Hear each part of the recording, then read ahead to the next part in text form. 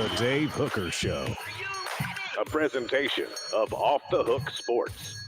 Objective insight, expertise, top guests.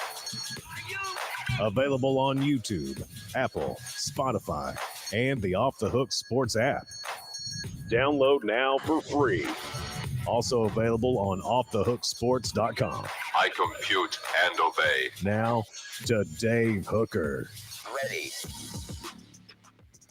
Welcome, my friends, as it is Florida week, and the Tennessee-Florida game is just a little over, I guess, about 36 hours away, we should say. So we've got Josh Ward coming up on the program. Several things to talk about. What is the biggest concern for Tennessee? Is it Austin Peay last week or the Florida series history in general? Can the Vols be elite without the long ball this year? Also, Alabama fans caught shouting racist, homophobic slurs at Texas players. That was pretty disgusting, according to the program. And Boo Carter taking an unofficial visit to Colorado. Is it a concern? I'm going to go ahead and give things away. Yes, it absolutely is. But we lead with the Vols' history of the series against the Austin Peay, against Florida and Austin Peay. Excuse me for misspeaking there. It is time for today's tough question, and we do that right now. Question. Take a side. Take a stand. The Dave Hooker Show, a presentation of offthehooksports.com. All right, and it's brought to you by Andy Mason, AndyMasonRealEstate.com. Andy Mason is best prices, best service in the biz. As he and Caleb and I welcome you to the program. He's my realtor, AndyMasonRealEstate.com. He should be yours. A couple of facts to take into note. The line has moved from 8.5 now to 6.5. Thought 8.5 was robust. I would have been at 7.5. 6.5 tells me there's a lot of people that think that Florida is going to be in this game. Reese Davis, who I believe, correct me if I'm wrong, Caleb, went to the University of Alabama, right? So correct. He does not have a dog necessarily in the fight, but he asked if the Vols are on upset alert. Josh Pate and Sam Acho, who I don't know, picked Florida. So let me ask you this.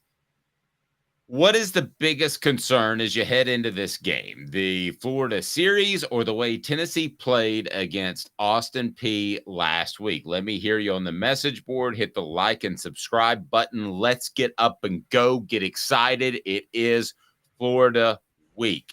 2 days until the Gators. And I don't care if it doesn't have the impact it had in the 90s or 2000s. This is fantastic drama, fantastic football. This is why we do this show each and every day. This is why you listen. This is why we love college football. What is the biggest concern, and why do people seem to be hedging their bets on the Vols? Is it the Austin Peay game or the way this series has unfolded over the past 20 years? On a national scale, I think people are thinking about the series the last 20 years. For me personally, I think the biggest concern for the Vols is the Austin Peay game. And the reason I think it's that is because it's Josh Heupel versus Billy Napier. Most of the reasons you bet against Tennessee or bet on them to underperform against Florida the past 20 years, or really 30 years, is, Dave, 90% of the time you knew Florida had a coaching advantage. I mean, even when Jim McElwain was at Florida, Butch Jones was at Tennessee. When Will Muschamp was at Florida, Derek Dooley was at Tennessee. And then when Jeremy Pruitt was at Tennessee, Dan Mullen was at Florida. So most of the time, you were betting on the fact that Florida was better coached. And don't even get me started on the 90s with Fulmer and Spurrier. The only time Tennessee, I felt, had up until this point, a coaching advantage was the 3 years Ron Zook was at Florida. I thought Philip Fulmer was a much better coach than Ron Zook, and I thought Tennessee had a coaching advantage there. I think the history is irrelevant with Josh Heupel at the helm. I have much more faith in Josh Heupel to have his kids ready. than I do Billy Napier. I don't have as much faith in the passing game after last week with Austin Peay. So I think just on the field is a bigger concern than history now. Okay. All that you said is true. However, these young men should have some confidence by beating Florida last year. However, talking to Cooper Mays, he said he does recall a lot of those games in which Florida just somehow found a way to win. A lot of those teams you mentioned, Tennessee may have been better than. I think that's overplayed a little bit because of the floor in which you have talent at Florida. It's only going to be so bad. It's as bad of a Florida roster that I've seen in those 20 years, top to bottom. And that's because of the recruiting or lack thereof of Jim McElwain. So all that you said is true, but you cannot discount the fact that these players growing up watching this Florida series over the past, let's say 10 years, because nobody remembers really specific football games when they were 10 years old. However, I will say this, they have seen an awful lot of times in which Tennessee has not gotten the job done. They have seen that personally, Caleb. So to say that it's just Josh Heupel and to say that Tennessee does not have any sort of hangover from the series, I think would be inaccurate. At the end of the day, they have the same feeling that I had when I was 22 and going to the University of Tennessee, and that is, it's Florida. You feel like Tennessee should win, but it's still Florida, so they might not. They are still of that age where they remember those games. But Dave, you were a lifelong fan at 22 at that point. And also before Florida, you remember the Alabama series, which I remember, the late 80s, early 90s when Tennessee was better every year and found a way to lose. Florida kind of replaced Alabama with that sort of history where you just find a way to lose to Florida. Most players, as you know, Cooper's an exception, were not lifelong fans following Tennessee football. They probably never watched the Tennessee-Florida game before they were being recruited by Tennessee in 2016, 2017, maybe, or 2018, excuse me. And so the question then becomes, and now this is possible because look, this is true with Tennessee and Kentucky. You can tell with the fan base at Kentucky, the way they feel cursed against Tennessee, it seeps down to the players. So what I will concede is, even if you didn't watch the games, the fans know about it. And the culture on campus, and you can correct me if I'm wrong on this, sometimes doesn't the culture of the fan base on campus creep into the players' mindsets a lot of times? Certainly. No question. Culture is a big, big deal. And I don't think the culture is great at Florida. I think it's really good at Tennessee. Right. But I mean, what I meant, and so where I'll bolster your argument is I'll say the Tennessee fans and the way they feel about the series, I'm sure has creeped into some of the players who weren't watching the game back in 2016, 2015. But I do think what the culture Josh Heupel has established has helped Tennessee players tune out the fan base much more than Butch Jones, who I think got swept up in the culture, quite honestly. He got swept up in the fan base and he took it to heart. Derek Dooley, same thing. I don't think Jeremy Pruitt got swept up. I think Jeremy Pruitt just wasn't that good of an X's and O's coach. I think it was just that simple. But so, and Florida was better those Dan Mullen years. So I think that's where the history of the series doesn't have the same impact. If this was 2017, it would be 2016, 2015. It'd be different. When from 2014 to 2017, Tennessee was the better team all 4 years. They lost 2 games by 1 point, blowing a 2-score lead in the fourth quarter, and then they lost another off a Hail Mary because that was just the worst 4-year period that I think cemented everybody's idea that Tennessee's snake bitten with Florida. I don't think that poison exists, though, with Josh Heupel. Okay, let's go mini history then since 2017 when the Vols are 1-6 against Florida. In Gainesville, they lost 26-20. Both teams ranked. Both teams ranked. It was 26-20, right? 26-20. No, I'm saying they're 1-5 since 2017, not 1-6. Okay, they're since 2017 they're 1-6. They won one game. They lost 1-5. No, 1-5. Sorry, my that's bad. Okay, 1-5. So 26-20, they lost in 2017. Both ranked, could have won that game. That was in Gainesville. In Gainesville, 34-3, they weren't going to win that game. Bullethead was the head coach. And then 38-14, 2 years ago, Tennessee was in a transition period.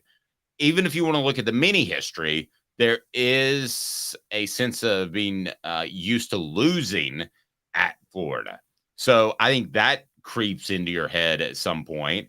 And all these demons that have been put into play by Jeremy Pruitt, by Butch Jones, by all those guys are not exercised. But in particular, they're not exercised with a lot of players on the team. You mentioned Jacob Warren and Cooper Mays. By the way, they are on billboards in Knoxville. And I didn't get any kudos whatsoever from the University of Tennessee concerning the fact that I picked the 4 best speakers who were on Off the Hook Sports. But that series history is still there. Just recently, I don't have to go back to 2005. I don't have to go way back then, but I can go back just the past few years. So the history is a factor. Do I think the Austin Peay is a bigger concern and why the media seems to be hedging their bets on Tennessee? Absolutely, no question about it. But don't tell me for a second that there's not a sense amongst the older players, the upperclassmen, and those that know SEC football. Don't have to be a fan of Tennessee or Florida, but just that know SEC football. Don't tell me that that is not in some shape, form, a factor in what and how they approach the game and look at this game. So I'm not going to say that the series is just gone and done because Josh Heupel has changed the culture. I still think there's a sense of going down there, and that's a tough, intimidating place to play. And when you get to tough and intimidating, the next step is that can affect you and take away some of your confidence because you haven't had success there. Again, we're talking about a set group of players. We're talking about players that like the SEC, that either rooted for Florida or Tennessee and know the rivalry, or that are upperclassmen. So not everybody, probably 25% of the roster, knows that this series has not gone Tennessee's way, even when they've been, air quotes, the better team. Only people who were on the 2017 team, which Jacob Warren was, I think, or was he 2018? It was right around then. Only people who were tied to the program in 2017 are feeling that way. And I don't think anybody's on the 2017 team now. No, that would be 7 years. Yeah, so nobody's on the 2017 team. Yeah, so nobody was on it, but maybe some recruits were following. So the reason I say only people from that team would care is because from 2018 to 2020, okay, actually no, 2018 to 2021, Florida was significantly more talented than Tennessee all 4 of those years. Significantly more so. From 2018 to 2020, Florida was significantly better coached than Tennessee in those 3 years because it was Dan Mullen versus Jeremy Pruitt. So the only one you could bring up to me of that 5-game winning streak from recent history is 2017, when Tennessee gave up a Hail Mary to lose because Butch Jones didn't realize that you should have a dime package when there's 9 seconds left in a game, and all you got to do is not allow a touchdown. But again, yeah, nobody is on that 2017 team now. I don't think anybody from 2018 to 2021, you don't look at those 4 games and say, oh man, Tennessee's cursed at Florida. You say, no, Florida was better talented, better coached, and that's it. The last time Tennessee played Florida and lost in a game where they were better was 2017. And again, that was with Butch Jones as head coach, and only Butch Jones could lose a game like that. But what about something innate? What about something we can't put our hands on? By the way, Travis says, Dave, Donde Plowden just called me. She said, thanks for the billboard.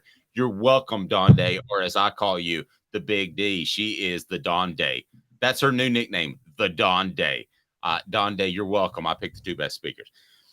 But Caleb, what about something innate and weird with the series? If you're going to take the series versus what happened against Austin Peay, what about the fact this is just a weird series? That Jabbar Gaffney catches a pass for about 0.01 seconds.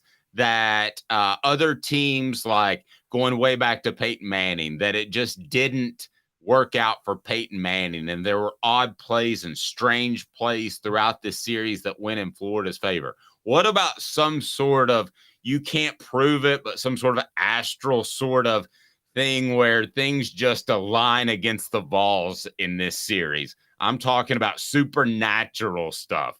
You have to almost factor that in, even if it doesn't affect the players. I mean, there's been some weird stuff in this series, dude.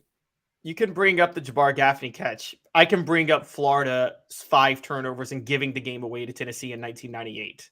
I can also bring up, by the way, the personal foul penalty that was totally missed in 2004 when Jonathan Wade threw a shot at Dallas Baker and Dallas Baker retaliated, and the refs called a 15-yard penalty on Dallas Baker, which set up the James Woolhoit 50-yard field goal to win the game. So I'm just going to be honest with you. Let's stop pretending that Tennessee hasn't had a couple of lucky plays in this game. The truth was, in the 90s, Florida was talented, and they were better coached in the 90s. Well, in the 90s, they had a better football team.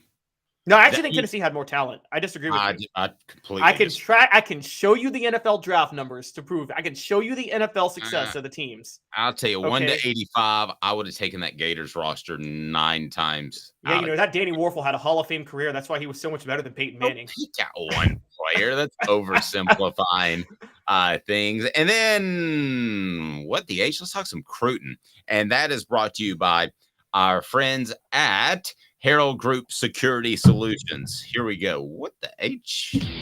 What the? What was he thinking? Release the hounds. The Dave Hooker Show. Keep cool. A presentation of offthehooksports.com. Boo Carter's going to Colorado. What the H? Is this a concern? He's a Tennessee commitment.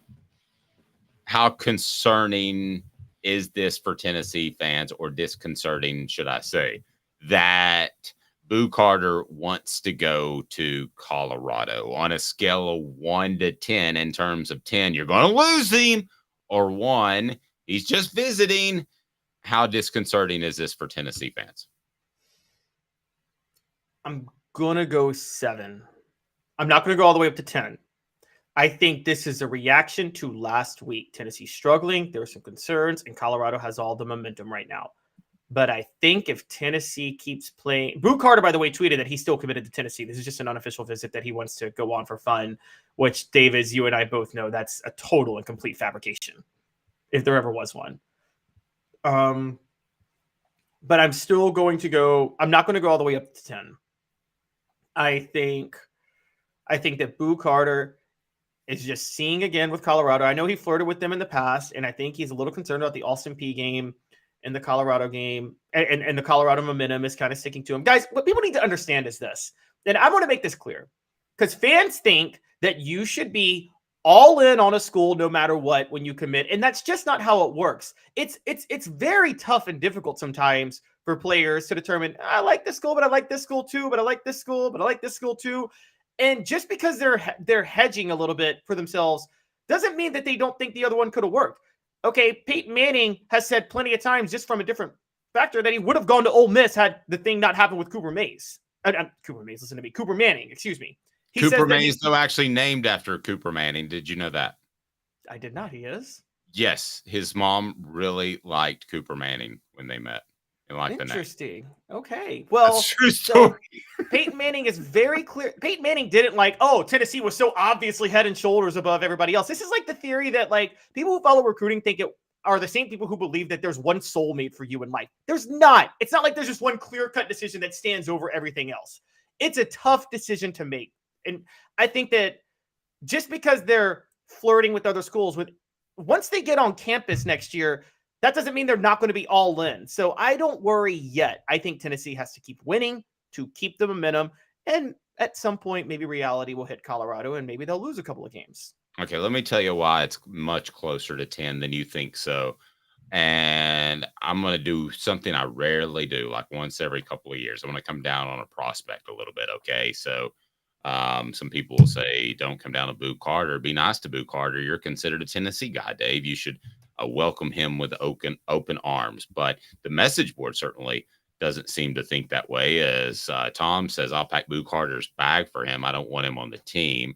Tom also says, get his bleep out of here. You don't commit and then go to other schools.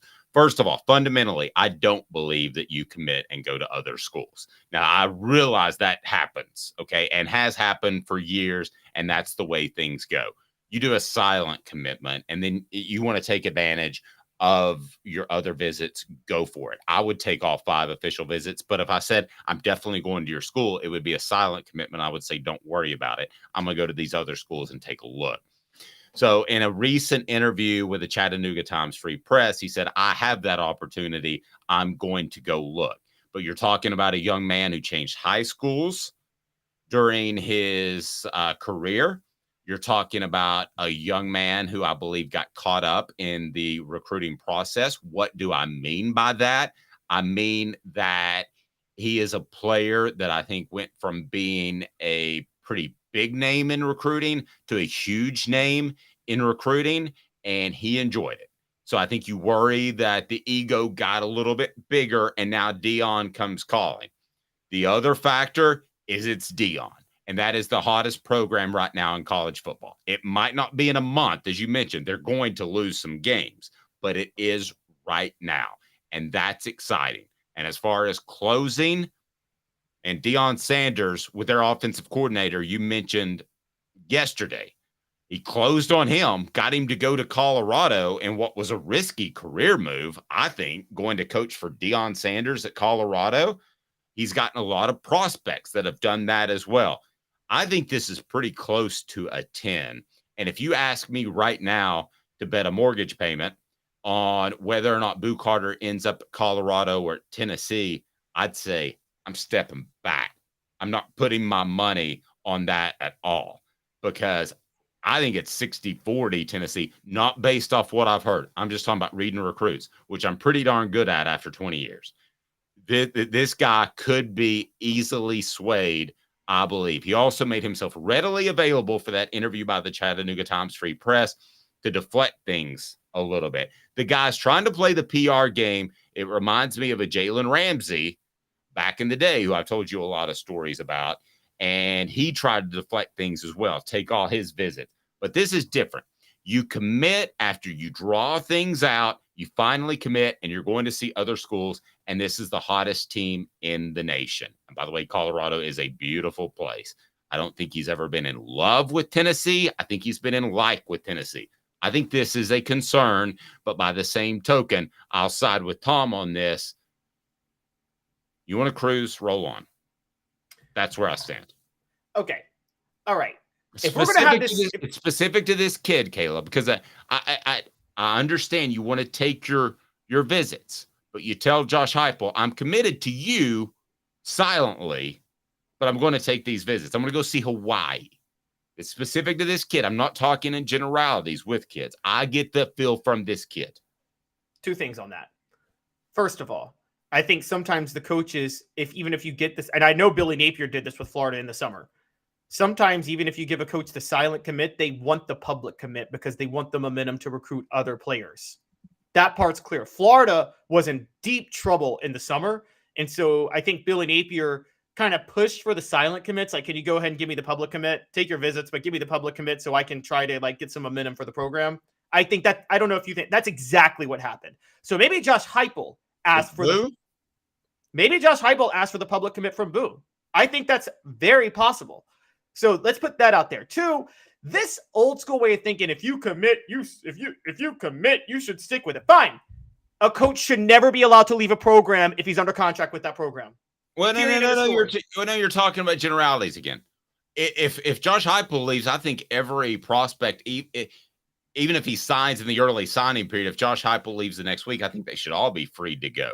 I'm not talking in generalities. I just get the feeling from this kid that he could do something impetuous and end up at Colorado and say, I'm going to make a splash because I'm caught up in the recruiting world and the recruiting cycle. So you're caught up in the recruiting world. So what? It's so fun. What they lose him, or so what he visits? So what he visits, and they're caught up in the recruiting world. Get caught up in it. It's fun. I mean, I'd love to be a recruit getting offered and visits everywhere. And by the way, I don't mind. Okay, Tennessee fans, this is why your program has been in the dumps until Josh Heupel, because there was this belief, and Derek Dooley was the worst about this. This is probably why he was terrible at recruiting. What was his thing? He didn't go to high school football games would be the biggest players shouldn't commit for themselves. They should commit for the greatness of the university. Nobody does that. They commit for themselves. They're not committing because they love Tennessee and they want to make Tennessee good. They're committing because they think Tennessee is the best place for them personally. Stop thinking that players are committing to you because of the prestige of your program and the history of Robert Nayland, and the players just want to be a part of that. No, they're committing for themselves. Again, you're talking about generalities. This kid, I don't think necessarily ends up at Tennessee. Okay. And if you're a Tennessee fan, and I can tell by the message board, they don't care because he's changed schools and he's kind of drugged Tennessee along. 90 seconds. Josh Ward will join us as he does each and every Thursday. Coming up, we will discuss with Josh a couple of different things. One will be, can the Vols be elite without the long ball all year? Some great stats will provide by our friends at the Sports Source with John Pennington. But Tennessee's not throwing the long ball, kids. Not at all. 90 seconds, Josh Ward.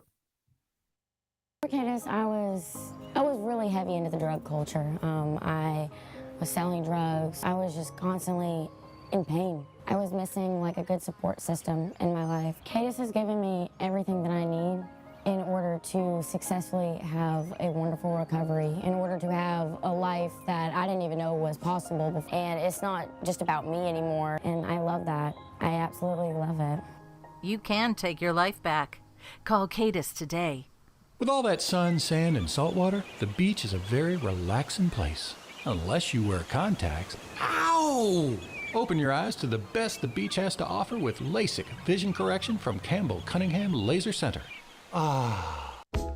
Sports Treasures in North Knoxville is one of the South's largest sports cards and memorabilia dealers, featuring over 10 million sports cards from vintage to modern. Sports Treasures carries a full line of hobby boxes, singles, autographed memorabilia, Tennessee Vol collectibles, fan cave decorations, and so much more. See a museum full of collectibles at Sports Treasures, 4819 North Broadway in Fountain City, and Sports Treasures on Facebook. Sports Treasures, where the real sports fan goes to shop. Who's this guy? Hello, wizard. The Dave Hooker Show, Who? a presentation of Off the Hook Sports, What? YouTube, Apple, Spotify, and the free Off the Hook Sports app. Back to Dave Hooker. You just heard about Sports Treasures. Sports Treasures is phenomenal, and Sports Treasures has over 5 million sports treasures and so much more. Follow them on Facebook for the best sports memorabilia daily updates. They are fantastic to follow. And they now carry the Celebrate 98 book that was written by yours truly. Celebrate 98, the untold stories behind Tennessee's 1998 national championship. You can also pick that up at Hound Dogs, and we'll have more places that you can pick that up as well. But it's available at Hound Dogs Sports Treasures. And then if you want to click right down there tomorrow, or down there, in the description, then you can also go ahead and order a personalized autographed copy. The people tell me they like autographs. To me, it devalues it when I autograph it, but I'm going to do it. And if you're listening on a Thursday, I will be at El Chico's for a book signing from 3 to 6. That's on Merchants Drive. Clancy's on Friday for a book signing from 3 to 6 in downtown Knoxville. And Josh, I'm late. I apologize. The clock got away from me. I'm a bad person. How are you, sir? Good. How are you guys doing? Fantastic. Let me get you on that one take before we get moving on to something else. And that is the history or the way Tennessee played against Austin Peay. Which should be the bigger concern for Tennessee fan as the Vols head into Gainesville? So the history at Florida versus the way they played at Austin Peay, which is the bigger deal? Yes. Yeah, I would say the way they played against Austin Peay. The history at Florida should not have much of a factor. The history at Florida, to me, is more of a talking point because it offers a reminder of how difficult that place can be to go play. It's going to be a night game on the road. So if you're talking about toughest road environments, Florida at night is probably going to be pretty high on the list. Tennessee's not had a lot of success in that environment. A lot of teams have not had a lot of success in that environment because of what Florida has been. But for this team, I would say it's about fixing some of the issues we saw this past weekend. That can include talk of the passing game, improvement Joe Milton needs to make, improvement the wide receivers need to make, the mindset that Tennessee had. Not only, I get the idea that, well, they didn't run through the tee and it wasn't a normal start, so they came out sluggish. I get that. That happens. They weren't totally dialed into Austin Peay. That's common. But the game lasts 60 minutes, not 15 or 30. So why didn't they come out of halftime saying, guys, that was terrible. We need to go out and run these guys and get off the field. And they didn't do that either. So why wasn't their mindset able to change in the middle of the game? Why did they make Ramel Keaton didn't fumble the football because they didn't run through the tee? Had nothing to do with it. Dante Thornton didn't drop the football on the sideline because they didn't run through the tee. So they need to fix some of those issues. And if they do, and they're able to hit some deep passes in this game, then they can go win on the road. And I don't think the history at Florida has anything to do with that.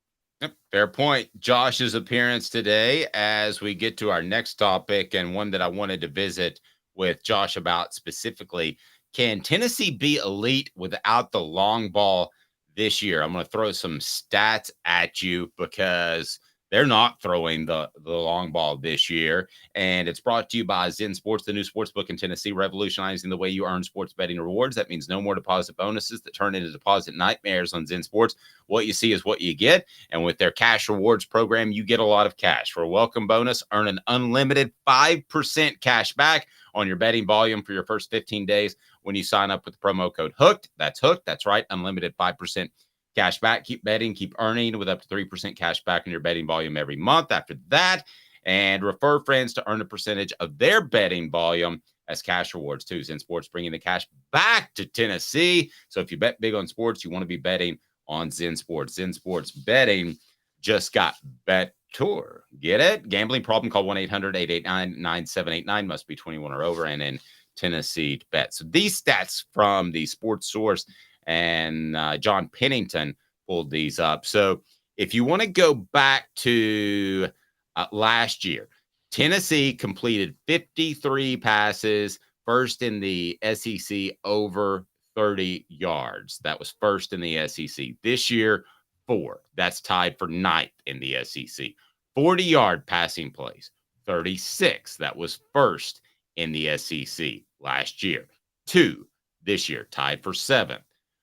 2022, 19 50-yard or more plays and passing plays, first in the SEC. This year, Goose. Josh Ward, these numbers, how troublesome do you think they are, if at all? Well, I think it's the biggest point to fix for Tennessee to be what it's capable of offensively. Can Tennessee be elite without the long ball? No offense can. Unless you figure out how to run Tom Osborne's dominant Nebraska offense, I would say good luck trying to replicate that now. So can Tennessee go out and be what it was last year or close to it without hitting big explosive plays in the offense? I don't think so. It can be good. It can be effective a lot of the time because I think this running game can be legit. But is Tennessee going to be an offense that other teams are afraid of and other teams have to keep up with without the long ball? I don't see how. Caleb? Yeah, Josh, but how much of the lack of the long ball this year? Now, I know there are a couple they missed on. We know that. We saw the Ramel Keaton drop against Virginia as a little sloppy, but hasn't part of this been part of Heupel's game plan for the first 2 weeks? Because, I mean, what we saw is Austin Peay definitely did this, and Virginia was doing this. They were selling out to take away the deep ball, and that's been since Tennessee played Clemson last year in the Orange Bowl, and they're kind of forcing you to work the field over the middle a little bit. Isn't that part of that? Probably. Yeah, probably. But it's not like teams just started to say, okay, they're going to try to hit the long ball on us. Tennessee has still been able to find ways to get guys running 10, 15, 20 yards by themselves. You can take shots that still maybe make the defense think, okay, this is a part of what they're doing. It wasn't present against Austin Peay. And even passes that didn't have to be deep shots were still a struggle last week. Joe Milton was 1 of 8 on throws 10 yards or longer. So it's not even, we're not even talking about big, deep plays within the offense. We're talking about, a 15-yard throw that can get you a first down. That wasn't there. So I still have confidence that they can get it figured out and that Josh Heupel is going to try to take some shots this week. Ramel Keaton had that drop. I'm still confident that he'll make plays in this offense, but he needs to be better. I mean, that drop, the fumble last week, it's not going to cut it on the road against Florida. It's no problem against Austin Peay or against Virginia because they had no chance to beat Tennessee, but Florida's going to have a chance, and other SEC teams will as well. Travis said, let me tell you why this team can be better. Travis says, hit the like button, make our conversation bigger and better, and you have been doing that, so please continue. As a matter of fact, if you don't believe me, listen to Jacob Warren. What's up, everybody? This is Jacob Warren asking you to like, subscribe, and share. Dave needs this. He does. So, Josh, if I were to throw this at you, okay, forget about the guys you know and what you know about this team. You've got Team A that can complete a bunch of deep balls, that can stretch the field, that can do all kinds of things, that can run the football at a high level.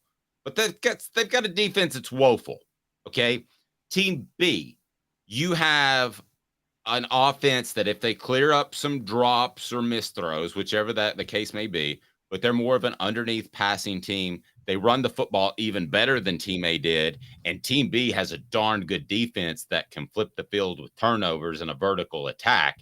Which team are you taking to have more success in a college football playoff?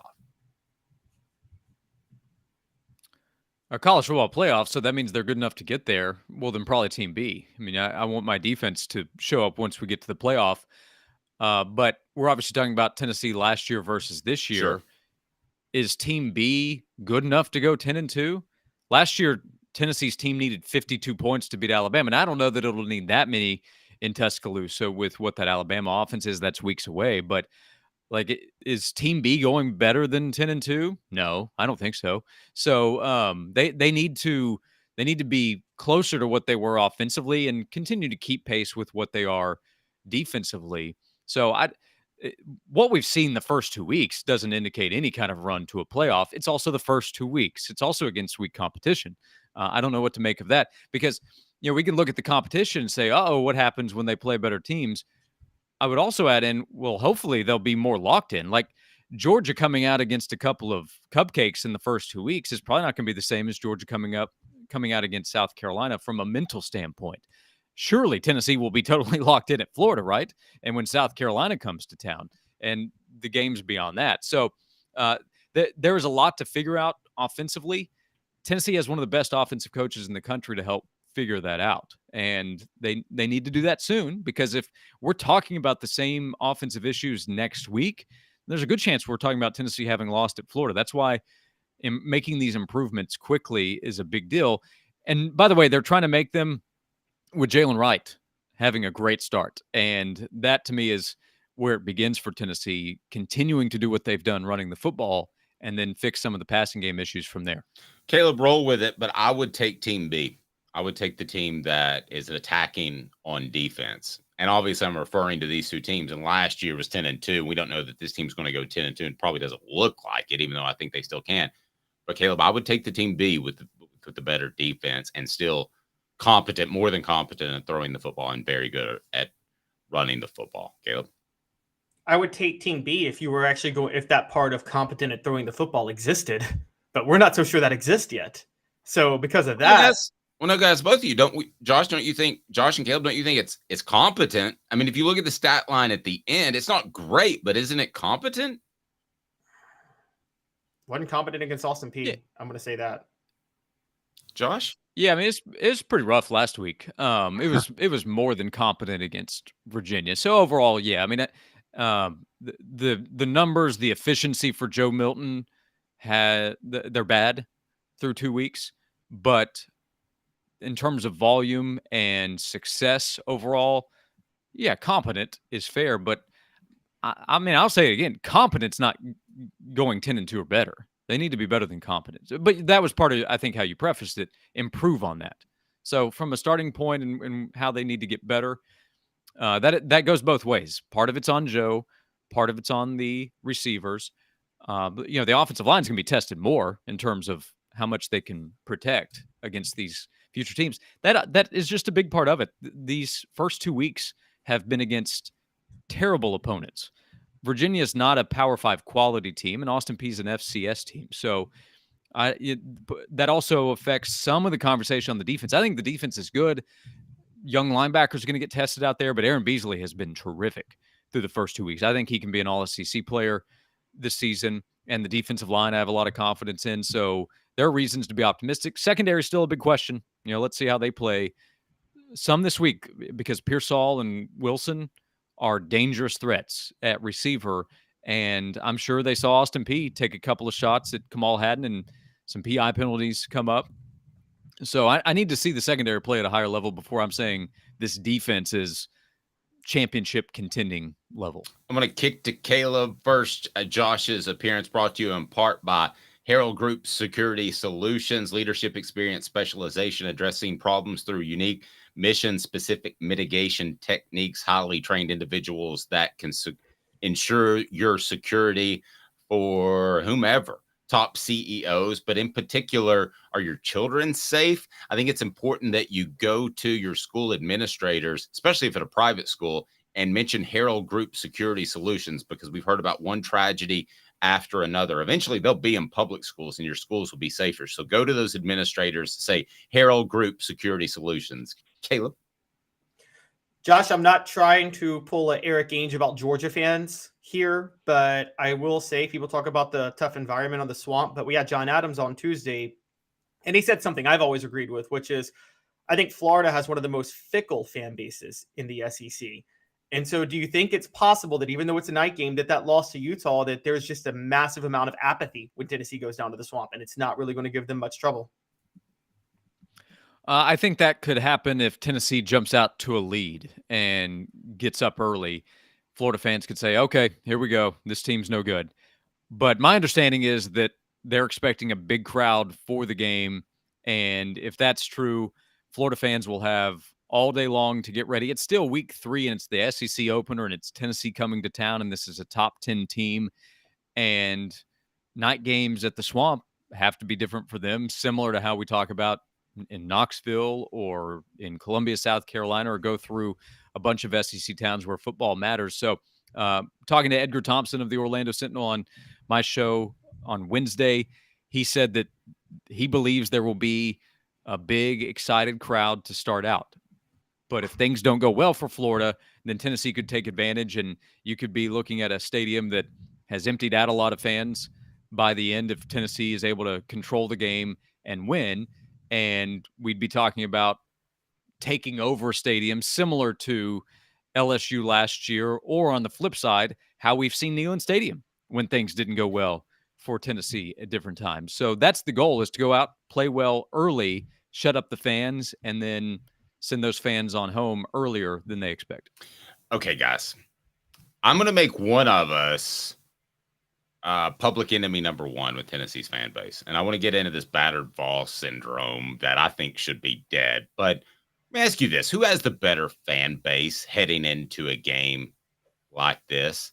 Josh, you mentioned that Florida's fans will show up, but I know from personal experience, and probably from talking to Edgar, if things go south, they're going to get quiet, unlike an LSU group or some other, South Carolina for that matter, Mississippi State. I mean, they stay loud even when they're losing. So on the other side, you've got a Tennessee fan base that, let's say, has had its not so great moments in the past. Who has a better fan base leading into this game? I think the Tennessee fan base. I think the Tennessee fan base is better at supporting other sports because Florida baseball has been a big deal. Florida baseball support could have been better at different times. Football is obviously king. But yeah, the Tennessee fan base has had its ugly moments, and let's not act like they have been selling out the stadium year in, year out when the team was down. When the team was down, there were a lot of fans that said, tell me when you're good again, and I'll start coming back to the game. So it's not like, look at Nebraska. Nebraska's fan base has made sure to continue showing up to watch awful football in awful weather. Tennessee fans have not often done that, but I would still say the better fan base, friendlier to opposing fans than when opposing fans go to Gainesville to see a game at the Swamp. Did you hear Nebraska is actually going to have an open press box before I kick to Caleb so that they have less media coverage and can control content even more? They're going to have an open press box during November and October when it's freezing. Did you hear that? I'm joking. I made that up. Okay, no, that would be the way. That would be the way to get less coverage. Like, I'm not going to watch that football team in November. Better fan base, Caleb, headed into a game like this. Is it Florida or Tennessee? And then I'm going to give what I believe is going to be an unpopular position. Josh Ward is very diplomatic there. It's not close. It's Tennessee. And just a couple of stats on this. Florida, I think Tennessee. So Thompson Bowling Arena is twice the size of their basketball arena. Stephen O'Connell, isn't that what it's called? The Stephen O'Connell Center? Yes. Thompson Bowling Arena is twice the size of the basketball arena. When Florida was winning their national championships in basketball, Tennessee was selling out a higher percentage of they were filling a higher percentage of Thompson Bowling than Florida was in arena half the size. Florida fans are super fickle. And I actually think, Josh, I'm sorry, I'm going to push back. I think Tennessee fans not showing up after a while was a good thing, because I'm just going to say this. I don't think you should be loyal to your program if your program is completely incompetent over a period of time. I think that's why Nebraska has been terrible at football. They can go and sneak in a Bill Callahan hire or a Mike Riley hire because they know their fans are going to show up for the game no matter what. And they don't put pressure on themselves. I think I totally reject this notion that you should always show up even when your team and program is totally incompetent. No, totally disagree with that, because then you are rewarding failure. If a store or a company said, you should buy our products, even if our products are terrible, you guys were like, no, we're not buying your product. Give me a good product to buy. So I think there is a bit of a balance between following the team, even when they're bad, and actually willing to patronize the product. And I think Tennessee fans struck that balance well. Yeah, I still think you can get coaches fired, though, showing up to the games, because the big money people call and say, this is not going to cut it, get him out of there, they'll fire that person. That's true. I think they're the same. 20 years ago, 25 years ago in the 90s, are you guys familiar with the term nouveau riche? Are you familiar with that term? Nouveau riche means somebody like just won the lottery and they didn't come up through money. So that's what Florida was in the 90s. They were nouveau riche. They were rich, but they didn't know how to handle it. And they're the guys who go out and buy the solid gold yacht instead of being like a Kennedy that came up through that. So I think that 25 years ago, Tennessee had by far the better fan base. I now think that since Florida has had success, Josh, that they're pretty similar. They're not going to show up if the team's down. They are still going to support. They're going to get mad if a coach doesn't do what they think they are. I think they're pretty similar now. But when you and I first met, congratulations on 22 years at WNML, by the way, this week. I always thought you'd go back to school. But back then, when you and I met, I thought that Tennessee's fan base was way better because of tradition. Nowadays, you've had a generation's worth of pretty good tradition with Meyer and Spurrier. Yeah, I haven't gotten my cake yet for the 22 years. You get a gold one. No, you get an Emmitt Smith plaque. That's what you get, 22. Okay, I'll take that. Speaking of a former Gator. Well, also this, like when you think about bowl invitations, think about the Sugar Bowl, the Sugar Vols, or even recent years where Tennessee wasn't going to bowl games that was that high level. Although last year the Orange Bowl was at that level. Tennessee is so attractive because of the traveling fan base, how the fan base will be there. I don't think we hear that often about different sites wanting to make sure they get the Gators because of all the traveling Florida fans. Florida's, of course, in the state of Florida, so it would be a little bit different with their bowl game. But yeah, I think Tennessee is definitely the answer. But part of it is what you're looking for. Like Caleb sees fans not showing up as a compliment to the fan base. I wouldn't put that in the pro category. I would say that's still more of a negative. Some would say, yeah, Florida fans throwing bags of stuff at fans, hey, that creates a rowdier environment. So that's more of a positive for them. I would look at that more as a negative. So part of it is what you're looking at. But overall, fan support, the carry of the fan base. I think you're traveling internationally and having a better chance of running into a Tennessee fan sporting their orange and the power tee than you probably are with a Gator fan.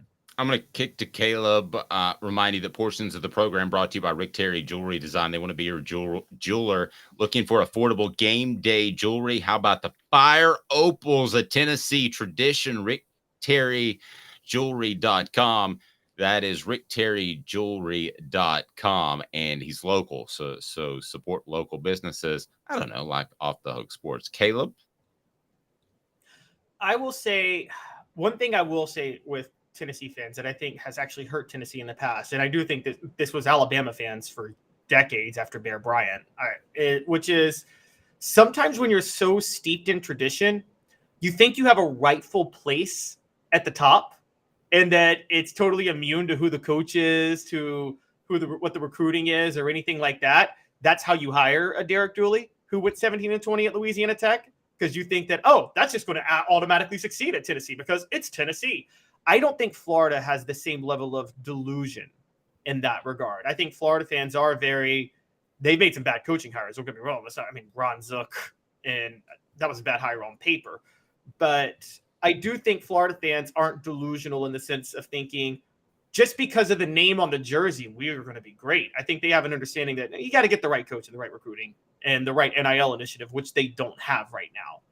And so I'll say that in favor of Florida fans, but I'm still going to say Tennessee fans strike a right balance. Look, I've seen Tennessee sell out coming off a losing season. I've seen Tennessee fill up, like you talk about, Josh, bowl games all across the country. I just don't see that with Florida fans. And I also, and you guys brought it up, Tennessee's last win in the Swamp, for instance, that Hail Mary to James Banks, Florida was dead silent the second half of that game. And that's why Tennessee's offense got going. Josh, Florida fans probably don't travel as much to bowl games because they're like 15 miles away. I don't know that that's that exciting to go to Orlando. Yeah, I mentioned that in the state. But like if the Sugar Bowl is inviting Tennessee or Florida, they are going to expect a better traveling crowd from Tennessee fans than Florida fans. And I don't think there's any hesitation there. And New Orleans is a bit of ways from where a lot of Florida fans are. So Tennessee is up there near the top when it comes to traveling support. If we're talking about the fan base, it has to go beyond just football, which is king. But the environment to come to Knoxville for Tennessee baseball is much better than the environment going to Gainesville for Florida baseball. So we all agree. I do, even though I play devil's advocate a little bit, that Tennessee is the better overall fan base. I think it's closer than it was when I started this whole thing back in the 90s. Are we completely over BVS, battered Vols syndrome? Should the fan base be over that? Because I talked to some people yesterday, like, what do you think about Florida? And I'm like, I feel for Tennessee really optimistic. And I'm like, I don't know. It just feels like that. BVS, somebody mentioned. Is that done and over with? I mean, if Tennessee loses, they lose because they didn't play their best game. But I don't think Tennessee's cursed anymore with battered Vols syndrome like they used to be. Josh, is that still a thing? Well, it is for some. This week is a big week for that. Beating Alabama helped. Beating Florida last year helped because there was another streak building, and it had only been one time since 2004 that Tennessee had won in 2016. But now we're having this conversation about 20 years at the Swamp, and this is not a very good Florida team. At least it doesn't appear so to begin the season. So if Tennessee will be looking at 22 years since the last time it won in Gainesville, and it can't beat this team, and you mentioned John Pennington, he showed on the show this past week, this streak that exists has not occurred against a bunch of great Florida teams. Florida's largely been down for 15 years. Or close to it. Since Urban won the title in 2008, they had a couple of good seasons after that, so 15's a bit long. And they've had some teams that were able to win the East, but weren't elite teams. They just won the division while the division was going through some tough times. Tennessee's lost to some okay to legit bad Florida football teams. If they lose again to a Florida team that's going to have to fight its way to a bowl game with Tennessee coming off an 11-win season, then yeah, fans are going to say, Okay, well, maybe we are cursed. Maybe it's not meant to be. So this is a big week to break some of that feeling. Tom says, not yet. BVS is real. We have to be back to drop the BVS. What if we put together like a commercial, Josh, that was like one of those medicine commercials where they say, suffering from BVS? Talk to your doctor about a hypo. Hypo can make things better. Hypo can turn things down. Look at what he did in 2022.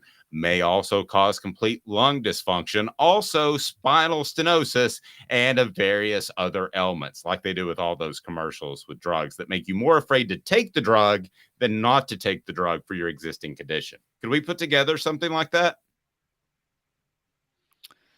Yeah, I would say so. Beat South Carolina as well. That needs to happen.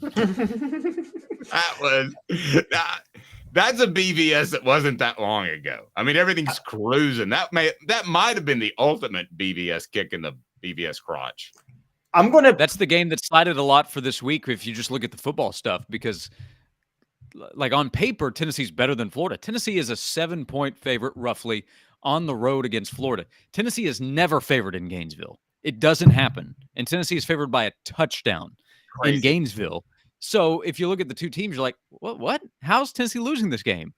And then you can easily bring up, how was Tennessee going to lose to South Carolina until the Gamecocks put up 63? So, so this game in South Carolina are important games for fans to feel like, okay, we are better than these other teams. We'll see what happens against Georgia. We'll see what happens in Tuscaloosa. Everybody recognizes the Vols will be underdogs in that game. But if Tennessee's for real and the program is back to being at a top 10 to 20 level, you win these games. You beat Florida when they're not as good as you. You maybe crush South Carolina at home, especially if it's a night game, to bring that back up. So yeah, the first two SEC games are huge for the BVS symptoms that might still be there. Yes. I'm actually going to push back on Josh's point though on you two. I mean, what do you two need to go in the parking lot and fight? This is 2 weeks in a row.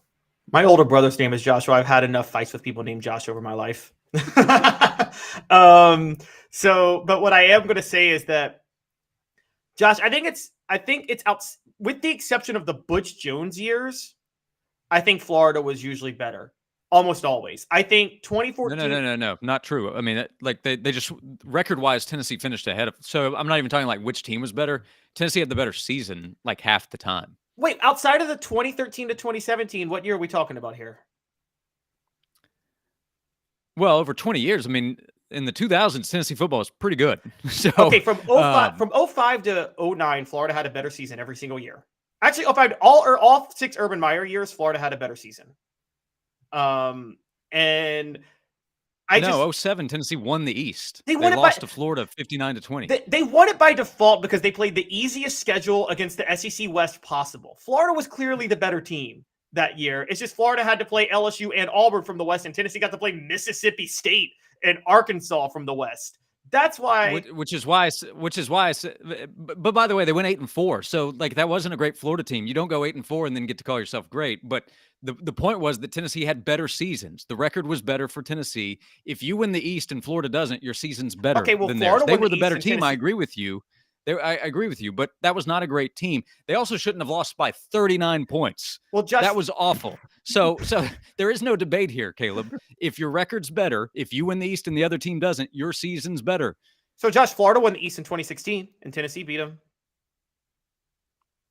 Yeah, Tennessee wasn't any good that season. They went 8-4. They lost to South Carolina and Vandy. They did. I'm just saying that. Okay, that's not one of the seasons I'm counting. It was also in Knoxville when they played, not in Gainesville. It was in Gainesville when they played in 2007. So I'm just bringing these things up, trying to mention, like, I think. Yes, the point that I was making was that in Gainesville, Tennessee has lost over the last 20 years. And a lot of the time, Tennessee was not losing to very good teams. That is my point. If your record's better, then one team is not obviously much better. It wasn't even a subjective. It was look at the records. One is better than the other. There's nothing to push back on. Okay, Tennessee had a better record the way like sometimes Boise State had a better record than LSU. They played a much easier schedule. If you want to call that 07 Florida team that went 8-4 a great team, have that. They went They went 9-3. They went 9-3, same record as Tennessee. And it was by default. Okay, excuse me, 9-3. If you want to call it a great team. No, I just said they were better than Tennessee. Tennessee won the East by default that year. Okay. Florida was better than Tennessee in 2007, hence the loss. Yes. Correct. My new favorite segment. I'm loving this. You guys are fantastic. Well, Josh defended Butch Jones over Derek Dooley last week. I think Josh is just secretly a Butch Jones fan, and he doesn't want me to throw Butch Jones under the bus too much. Butch Jones is Josh's favorite coach. Again, if you want to choose the team with the worst record, which is Derek Dooley's teams, over Butch Jones' teams that were much, much better, I got 2017 for you. 4-8, worst record in SEC history for Tennessee in their SEC. Derek Dooley didn't win a game in 2012 against an SEC team. He went 0 for just like Butch Jones did. 0-7 versus 0-6. Yes, he did. That is true. 0-7. That is true because they fired Derek Dooley a week later after they fired Butch Jones. Correct. That's a fair point. Wow, when it comes to these two guys, who's up for a verbal debate? I'm your Huckleberry. Either one. I love it. New segment. It's Ward versus Calhoun each and every week. Josh, I love you. You get closing thoughts. Yeah, I think Tennessee is going to win on Saturday against Florida. I do too, as a matter of fact. Josh, have a fantastic day. Noon to 3 in the Sports Animal. He's the best. You guys verbally hug it out. Josh knows I love him. Enjoyed it as always. I was watching Winning Time, by the way. And supposedly they actually made some players hug, like Magic and the other player. Have you watched Winning Time at all, Josh? I have not. Oh, it's good. It's good. It's not real, but it's good. Josh, have a fantastic day. Noon to 3 on the Sports Animal. You're the best. Okay. Thanks, see you guys. Josh. We gotta get like a bell for you two guys. It goes ding, ding, ding. All right. There may be a racist SEC fan base. I'm not joking. 2 minutes with Caleb Calhoun. I'm Dave Hooker, Off the Hook Sports. Is it still Roll Tide, or are they going to change that to something else after this?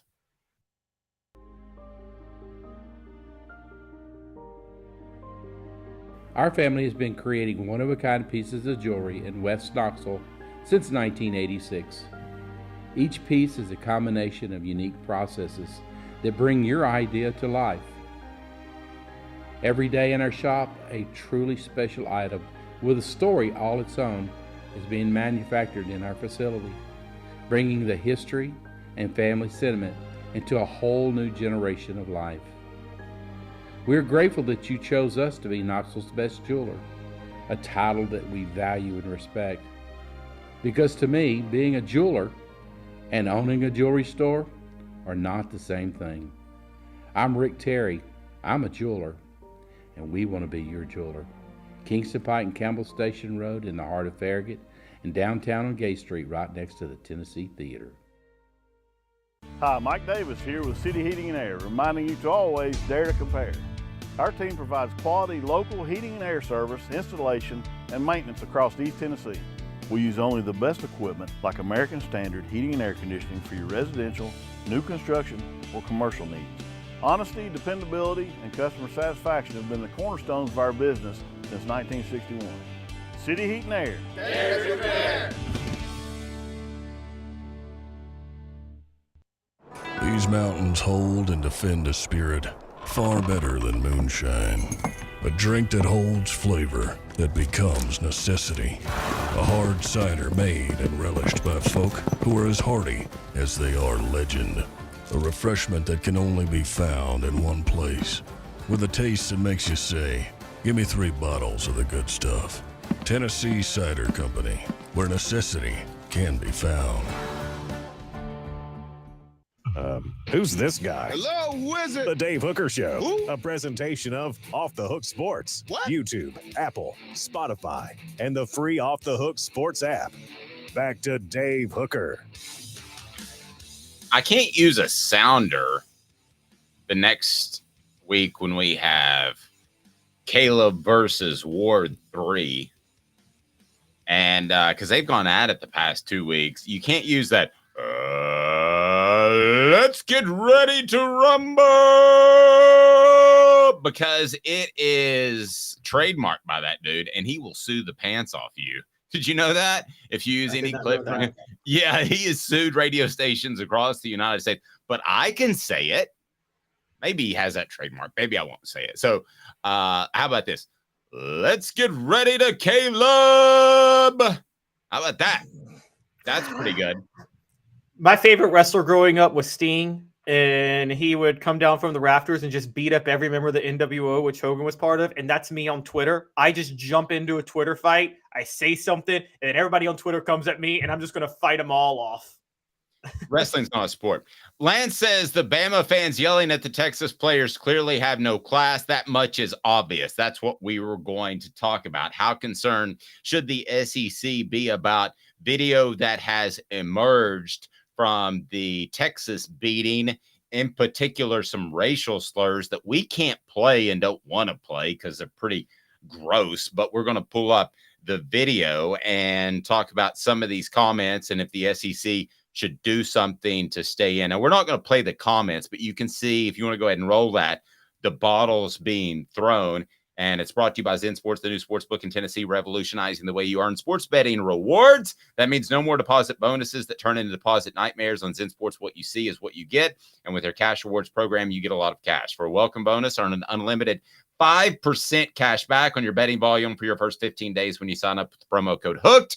Use HOOKED. Support our sponsors. That's right. Unlimited 5% cash back. Keep betting. Keep earning up to 3% cash back on your betting volume every month after that. And refer friends to earn a percentage of their betting volume as cash rewards too. Zen Sports bringing the cash back to Tennessee. So if you bet big on sports, you want to be betting on Zen Sports. Zen Sports betting just got better. So roll the tape. And here is as the tape is rolling, I will explain to you what's being said without saying the words. How about that? Okay. Roll the tape. Lay it out for us. Closing moments. If you're not watching on our video platform, what we are seeing is a sideline shot that somebody is apparently taken with their phone. I saw one that was actually up a little bit higher, and I don't want to misattribute this, but it was a former, I can't remember who it was, but it was a former Alabama player who was very disgusted, who was in the media and disgusted by the way his own former fans were reacting. So go ahead and roll this thing. And I'll remind you that gambling problem, call 1-800-889-9789, must be 21 or over and in Tennessee to bet. That's 1-800-889-9789, must be 21 or over and in Tennessee to bet. That is Zen Sports. All right, go for it, Kayla. Let me see this, and then go ahead and give me some play-by-play in which those on our audio platform can understand what's going on. Okay, so Texas is beating Alabama. The game's pretty much over, and you see some Texas players dancing on the sideline. As they're dancing, an Alabama fan shouts out, and these are African-American players, an Alabama fan shouts out, "Go back to the projects, go back to the projects, F word." And I mean the F word, the homophobic slur. And he says the F word twice, or 3 times even. And then he says, "Go back to the projects." And the Texas players, to their credit, handled this perfectly because they just keep dancing. And I got to say, if you want to be a player and you want to handle things the right way, you just keep dancing and you just rub it in their face. That's how you handle a fan being obnoxious, isn't it, Dave? Yeah, you just keep dancing, you just keep rolling with it. No, there's no problem with that. Okay, this is the second time in less than a year that Bama fans have been involved with, not Bama fans or players have been involved with an issue post-game. So this is not unusual to me at all because they have been winning at such a high level that they're not going to react well if they're not. And you had last year when Tennessee beat Alabama, the punch or the push in the face or whatever you want to call it, with the Alabama player and the young lady that was a Tennessee fan and may have gotten in that player's face. But at the end of the day, Caleb, this is an Alabama dynasty that is coming apart. Simply, that's a fact. And could they squeeze out one more championship versus Nick Saban? I thought so before the season. I don't think so anymore. I think LSU's on the come up despite what happened last week. I think Texas has proven what they can do and what they have done from a recruiting standpoint. Listen, Texas A&M's roster is going to be loaded. What happens to Jimbo Fisher, I don't know, but the recruiting's been at a high level. You now have Auburn and that they're going to have to play. So anyway, I'm talking about West teams, and I know all that kind of goes funky next year. But listen, they got a lot of teams that they're going to have to play on a year in and year out basis, Tennessee included. This is another sign of Alabama's dynasty crumbling, and the fans are not going to handle it well. They do not have any leverage whatsoever when you win 6 championships to run off a Nick Saban. Okay, so I'm not saying they run him off, but does it become so toxic that Nick Saban says, I'm good. I'm rolling out of here. And if you don't believe that can be the case, I got 2 words for you. First is Steve, second is Spurrier. That's what he did because he didn't think 10 wins were enough for Florida's fan base anymore. So he's like, boom, I'm out. Nick Saban could do that. Nick Saban could easily look at his foundation, all the things that he does for Alabama, his different business interests. He would be better than you think on television with some coaching. He could easily walk away because Alabama's fan base is starting to embarrass him. And I think that happened against Texas. And somebody said I look like Ellen DeGeneres. How do I look like Ellen DeGeneres? So my friends used to make fun of me calling me Ellen DeGeneres when I was younger because of Okay. the hair. But I also want to add in a parent of one of the students has put on Twitter that of one of the Texas players that beer cans and water bottles and spit was thrown at them at the Alabama game. A parent of one of the Texas players. She's claiming it. I'm not going to say whether or not it was true. I wasn't there. I haven't seen anything, but so I'm not going to say I believe or don't believe that person, but I just wanted to put that out there. What I will say is that I agree with you. And this has been, Dave, we're not even thinking about, this has been a bad year for Alabama in general. I mean, the whole, oh my gosh, my mind just, the whole gun incident with the basketball team and the way the athletic department handled that was bad. And then there is this, the Alabama player shoving the fan last year. I've always said in defense, yes, it was a little bit of an overreaction, but I say if you enter the field or court of play and you're a fan, you have opened the door for whatever happens to me. Period. End of story. And I don't get to complain. You don't want to get hit, don't go on the field. Period. End of story. You just don't put your hands on a woman. I'm not saying. That's the end all be all in my mind. Not disagreeing with anything you said, but that's just the end all be all. You don't. Yes, you don't put your hands on a woman. Put your hands up and you take a step back, and that's what you do. I agree with that. You don't throw a punch, and he should have been suspended for that. Totally agree. I'm just going to say, woman or man, you go onto the field, you can't complain when something happens to you. You don't get to whine. You did it to yourself at that point. I will say that. That is like me running into that's like somebody running into one of our studios. That's our place of business. That's where we work. So I completely agree with what you're saying. Portions of the program brought to you by Tennessee Cider Company, the original hard cider of the Smoky Mountains. Use the promo code HAT. That's HAT to receive some free swag on your cider order, available most anywhere in the U.S. Use that promo code HAT and get fantastic cider. It's unbelievable. You'll love it. Tennessee Cider Company, tncidercompany.com. Support our sponsors because we only align ourselves with the best ones. It's over. I'm gonna say it. It's over. Alabama is not winning another national championship. The best they will do is be in the conversation like they were last year, and that was being on the brink of the college football playoff, where they'll be in that 5, 6, 7, 8 range where they're in the conversation. It's done. It's done. And I have not said that before. I've not gone out on that limb because Nick Saban has proven me wrong time and time again. When I thought it, but I didn't say it publicly, I'm saying it's done. So there's the thumbnail, the headline, whatever you want to use. Caleb, I believe this, my heart and soul. I'm not saying this for effect. The national championship runs at Alabama are done. So is this Van acting this way? Is this the last cry of a dying dynasty that knows it's over? Yes. Yes. You put that in a better phrase than I was about to use. Thank you. So what you're saying is it's like, I don't know if you guys remember this, but 2011, after the Lakers had won their second title and they were 5-time champions with Shaq and the whole Kobe era. Remember when the Mavericks swept them? And in the last game, Andrew Bynum and Lamar Odom both took dirty shots at different Dallas players. And it was very much a anger that their dynasty was over. You're saying it's like that. Very intriguing. Did the same thing happen with Cowboy fan? Honestly, you're a Cowboy fan. Did Cowboy fans act this way when Dallas lost to Carolina in 96? Oh gosh, the NFL is so different, man. The passion's so different. I have trouble comparing the two.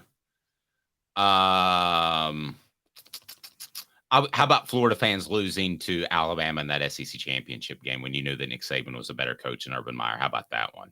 I thought Florida fans acted out like that. Yeah, they're pretty much off. I mean, yeah, Urban Meyer leave later, so I thought they were pretty much off board to say the least. But this is it's hard to say because it's unprecedented. Nobody has gone on a run. I guess the only one would be the Patriots, and I don't know. I mean, this is the kind of run that's not, hey, everybody, you won 2 or 3 championships in 6 years. Great job. This is the Holy Hannah. You were the premier team in the nation for the better part of 2 decades, and you won 6 championships. I think with Nick Saban, though, Alabama's kept a leveler head than Florida in 2009. If you remember that 2009 Florida team, I mean, we know how many thugs were on that team. They rubbed it in your face that they were number one. They created a terrible culture, but they said, we don't care, we win. And then the minute they lost to Alabama, everything negative about the program got magnified because now you were talking all this, you lost, and I think that killed the culture of the program and recruiting. Alabama, I mean, whatever you want to say about Nick Saban has never, and Alabama have the players and the culture Nick Saban established has never been a rub it in your face. We can do whatever we want. We can kill whoever we want because we're winning football games on the field. They've never had that culture the way Urban Meyer had at Florida. Smoky Mountain Red, who's already ordered a book, and those go out today. I apologize for the delay. The hardcovers were the ones that didn't come in. They were a little bit late. Said, so are you having a Sevierville book signing at Tennessee Cider? I will ask Mr. Aaron about that at Tennessee Cider, but I will give that a big HE double hockey stick. Yeah, I would love to do that. We'll be at Hound Dogs a week from Friday on Kingston Pike, where we will do a signing, and looking forward to that. Thursday from 3 to 6, signing at El Chico on Merchants Drive, and then Friday at Clancy's in downtown Knoxville. We would love to see you. Stop by, because I got to be honest with you, I don't know if like 2 people or 200 people are going to stop by. I've never done a book signing before. I think it probably devalues the book because I sign it, but people say they like that, so that's what I'm going to do. So Smoky Mountain Red asked that question. So are you having a Sevierville book signing at Tennessee Cider? I'll try to make that happen today. And our guy Travis says that he'll come to a book sign at Tennessee Cider Company. I won't know what he looks like because I doubted Joe Milton. So his emoji face is Joe Milton because he's supporting Joe Milton. And Smoky Mountain Red says that he'll buy a bottle or 2 or 3 or 4. So be sure and check that out. And then we got picks. That's right. We've got some picks and we love that. We're going to tell you how to make your picks and how to celebrate a Tennessee win, because I've got a new way for you to do that. And it's Caleb's Casino right now as we get to it. First of all, Caleb, how did you do last week? Last week was brutal. I'm not going to lie. I went 7-10. Now, to be fair, I had 2 pushes. Should have gone 9-10. Vanderbilt, Wake Forest, I said take the under. It was right at 56, which is what it was set at. And had it not been for that stupid punt return fumble touchdown, it would have been the under. Also, Georgia, Ball State. I said Georgia won't cover. It was a push. The line was 42. And the only reason it hit a push was because Ball State had 18,756 turnovers in that game. Had nothing to do with Georgia's offense whatsoever. Caleb's Casino doesn't serve free drinks, but we do have the Big Orange Crunch available any day now. I'll let you know for sure. Hemp House Chat, CHATT.com, the premier hemp dispensary online with a wide variety, great selection, and strict standards to ensure you only receive the best in CBD and Delta products. So we'll have the Big Orange Crunch coming up. So that way Caleb can have one of those after he turns in a terrible set of picks on a Saturday. So let me set you up. LSU 9.5 point favorites at Mississippi State. This seems really easy to me. I don't want to steal your thunder. I don't even want to read your description because I want it to come fresh. I think LSU is going to cover this easy and play well after last week.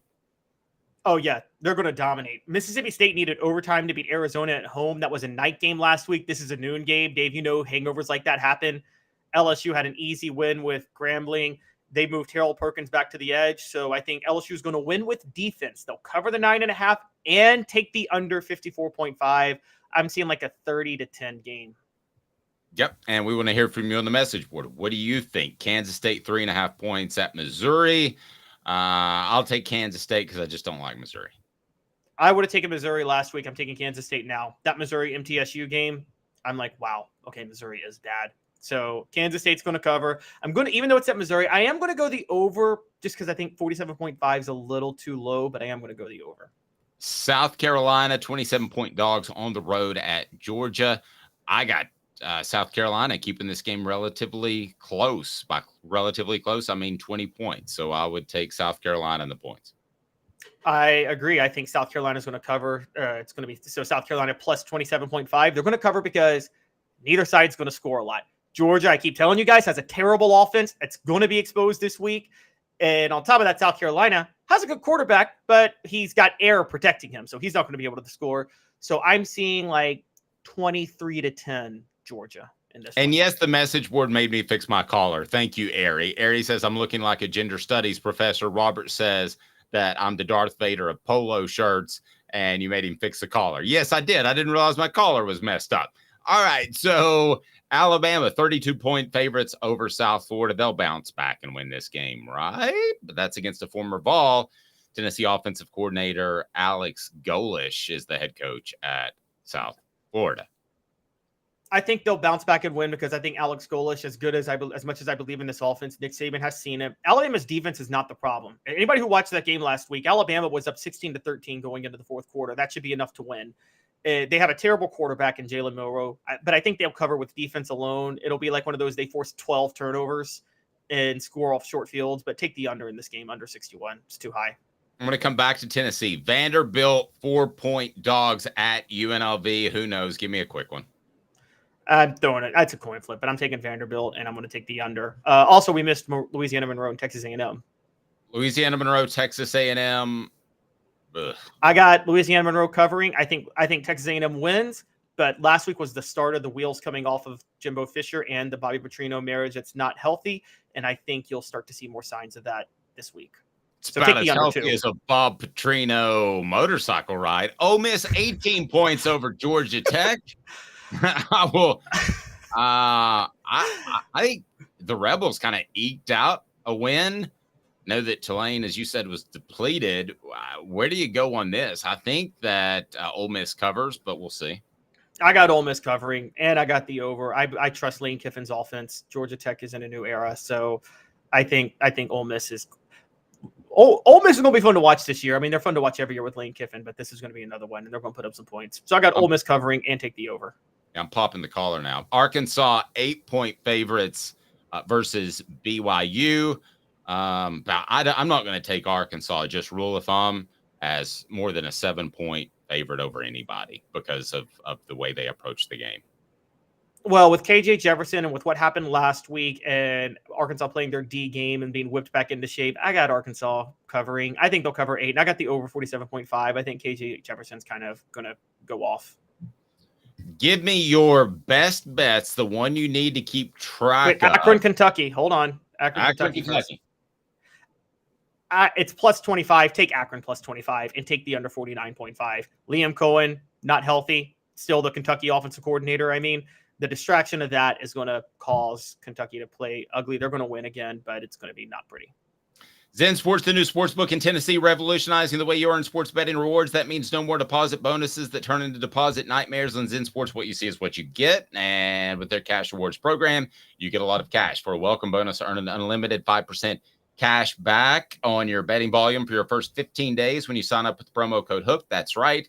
Hooked. Unlimited 5% cash back. Keep betting and keep earning with up to 3% cash back on your betting volume every month after that. And refer friends to earn a percentage of their betting volume as cash rewards too. Zen Sports, bringing the cash back to Tennessee So if you bet big on sports, you want to be betting on Zen Sports. Zen Sports betting just got better. Gambling problem, call 1-800-889-9789. Must be 21 and over.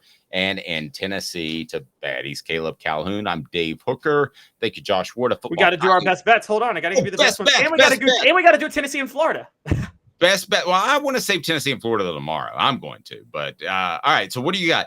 Best bets, which is Tennessee is on that list. So best bets, give them to me. Well, then I won't give you the Tennessee pick until tomorrow. But whatever it is, take the under. Go all in on the under. Like under 58.5. Florida has no offense, Dave, and Tennessee is not hitting on the long ball. I think the under is the best play of the week in college football for this game. I agree. Washington -16 at Michigan State. I think that the distractions of Mel Tucker and Washington being good, I think that's just when I think Washington blows them out, 45-0. And okay. I actually agree with that because of the Mel Tucker situation, which just keeps getting more bizarre. Colorado State +23.5 at Colorado. Yep. And I think this is the week where Colorado kind of slumps. They're going to win. Colorado State's bad, but 2 weeks they're riding high and they're looking ahead to Oregon and USC over the next 2 weeks because we're talking Heisman with Shedeur Sanders and Caleb Williams. I think that's in their head. So they're going to play very sloppy at home against Colorado State. Colorado will beat Oregon, Southern Cal. One of the two, neither or both. Neither. I think they'll beat Oregon. I don't think they'll beat Southern California. He's Caleb Cowboy Calhoun. Prime fan in you. That's all it is. I mean, I'm not rooting for a mercenary. He went to the Niners and won a Super Bowl for him. I mean, that's not Cowboy pride at all. Trust me. He just played 5 years for the Cowboys. No, not even that. I don't think 3. He's Caleb Calhoun. I am Dave Hooker. This has been a presentation of Off the Hook Sports, and we're with you weekdays at 10 a.m. Have a great day, evening, morning, whenever you're watching.